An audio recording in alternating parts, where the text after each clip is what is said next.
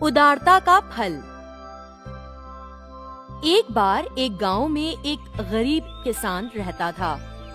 वो और उसकी पत्नी बहुत उदार थे। जब उनके और बच्चे हो गए तो वो इतना नहीं कमा पाते थे कि अच्छी तरह उनका पेट भर सकें। उनके लिए भर पेट खाना मिलना ही दावत जैसा होता। खुद अपने लिए भोजन जुटा पाने के संघर्ष के बावजूद ये दंपत्ति किसी भूखे इंसान को अपने घर से बिना खिलाए नहीं जाने देते थे। वो कुछ नहीं तो चावल का दलिया ही मेहमान को खाने के लिए देते। एक दिन जब वो भोजन करने बैठे ही थे कि एक भूखा फकीर उनके घर आया। किसान और उसकी पत्नी ने उसके साथ अपना चावल दलिया बांटा। जब आया था तो फकीर बहुत कमजोर दिखाई दे रहा था, लेकिन दलिया खाकर उसने बेहतर महसूस किया। उसका चेहरा इस अमृत रूपी भोजन करके चमक रहा था। उसने किसान से कहा, मैंने इससे पहले इतने उदार पति पत्नी नहीं देखे। कृपया उस बर्तन को सामने लाएं जिसमें ये दलिया पकाया था। मैं उसे अक्षय पात्र में बदल दूंगा। किसान की पत्नी बर्तन ले आई और फकीर को दे दिया। फकीर ने बर्तन को अपनी हथेली पर रखा और बर्तन को एक थाली से ढककर कुछ मंत्रों का उच्चारण किया। अब तुमको भोजन के लिए संघर्ष नहीं करना होगा। जो भी चीज राजा की रसोई में बनेगी वो तुम्हारे इस बर्तन में मिलेगी। ये कहकर वो उठा और चला गया। पति पत्नी को उसकी बात पर विश्वास नहीं हुआ, बस उसका आशीर्वाद समझ लिया।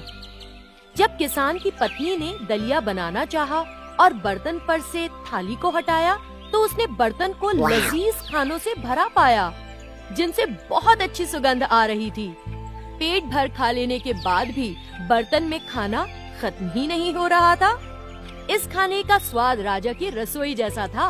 उस बर्तन से न सिर्फ पति पत्नी और उनके बच्चों ने राजसी भोजन खाया, बल्कि घर आने वाले मेहमानों को भी वही खाना परोसा।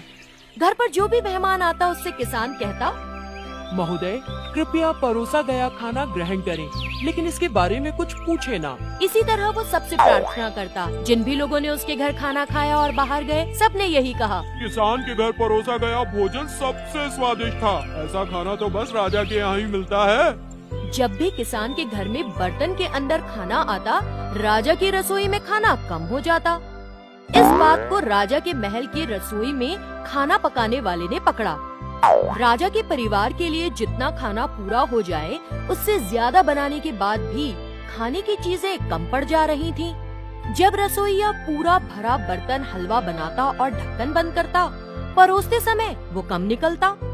क्योंकि ऐसा रात के वक्त होता तो रसोइये ने सोचा कि कोई चोर ऐसा कर रहा है, लेकिन रसोइये को समझ नहीं आया कि चोर कौन है। आखिरकार उसे राजा को ये बात बतानी पड़ी।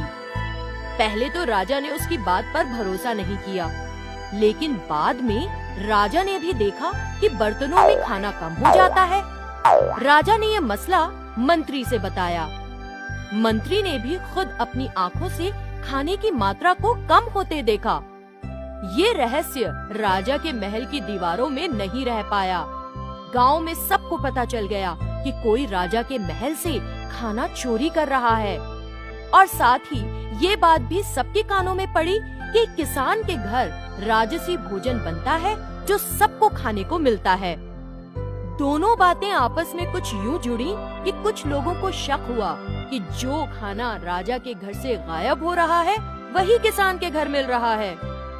नामुमकिन, मैं पहले ही पता कर चुका हूँ।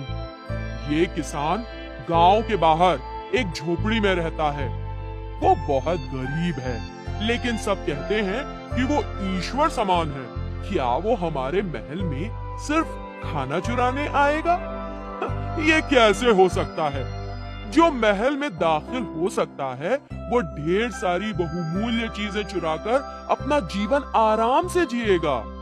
क्या वो खाना चुराने रोज महल आएगा? सच का तभी पता लग सकता है अगर हम खुद उसके घर भोजन करें। एक दिन एक अलग रूप और वेशभूषा में राजा और मंत्री हाथ में छड़ी लेकर पैदल ही किसान के घर गए। जाने से पहले राजा ने रसोइये से पूछ लिया कि आज वो क्या पकाने वाला है। जब किसान और उसका परिवार भोजन करने ही वाले थे, दो अजनबी उनके घर पहुँचे और पूछा, महोदय, हम पड़ोस के गांव के किसान हैं। सफर के दौरान बहुत गर्मी महसूस हुई। क्या आप हमें कुछ खाने को देंगे?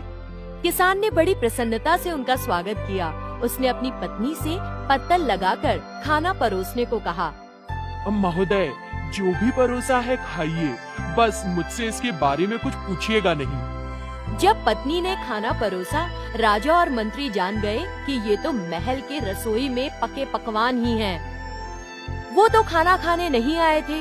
राजा और मंत्री ने किसान से पूछा, तुमको इतना अच्छा खाना कहाँ से मिला जो अमीरों के यहाँ भी नहीं मिलता? कृपया मुझसे ये ना पूछें। जब तक बताओगे नहीं, हम खाएंगे नहीं।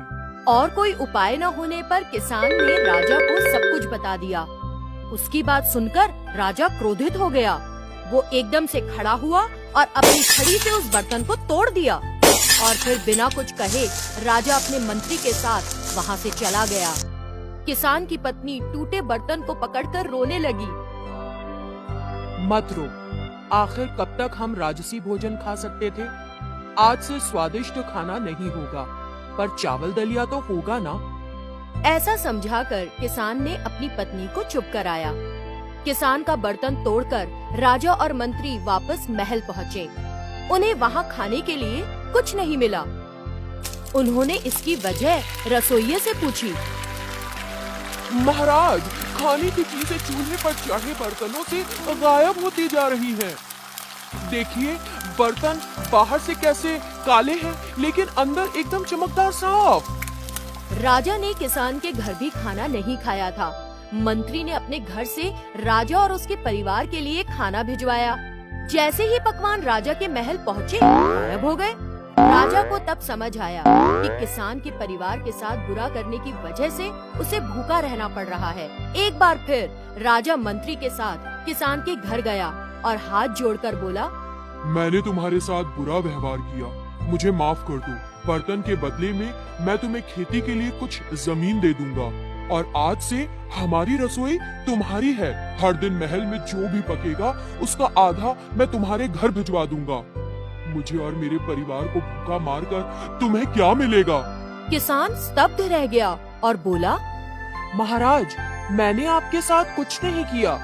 जब मेरी पत्नी बर्तन के टूटने पर रोने लगी तो मैंने उससे कहा कि हम दलिया खाकर भी जिंदा रह सकते हैं। आपके साथ जो भी हुआ मेरी वजह से नहीं हुआ महाराज। मेरा भरोसा कीजिए। फिर उसके बाद से किसान के परिवार को जैसा राजा ने वचन दिया था, महल की रसोई में बना आधा खाना मिलने लगा। किसान और उसका परिवार राजा की दी गई जमीन पर आराम से रहने लगा। इस तरह किसान और उसके परिवार का जीवन समृद्ध हो गया। Hi kids! Hope you liked the video. Subscribe for more videos. Visit us in Facebook and Twitter. Thank you. Bye bye.